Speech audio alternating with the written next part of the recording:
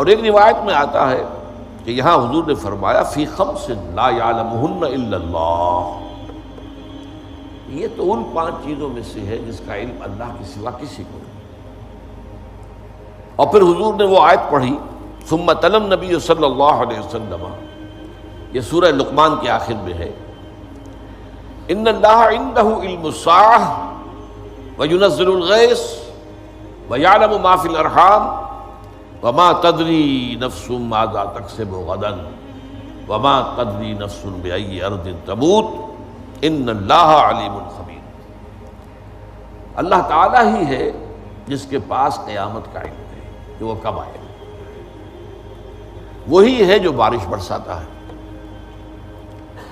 وہی ہے جو جانتا ہے کہ ماؤں کے پیٹوں میں کیا ہے، اور کسی انسان کو، کسی ذی نفس کو یہ معلوم نہیں ہے کہ وہ کل کیا کمائی کرے گا، کل کوئی نیکی کمائے گا یا بدی کمائے گا، یا دنیا کی کمائی کے اعتبار سے بھی کیا پتہ۔ وما تدری نفس بأی ارض تموت، اسی طرح کسی انسان کو، کسی کو یہ معلوم نہیں ہے کہ اس کی موت کس جگہ واقع ہے۔ کیا پتہ ہے ساری عمر تو اپنے شہر میں مقیم رہا اور آخری وقت میں کسی سفر پر نکلا اور سفر میں موت آ گئی، تو کچھ معلوم نہیں موت کہاں آئی۔ ان اللہ علیم خبیر۔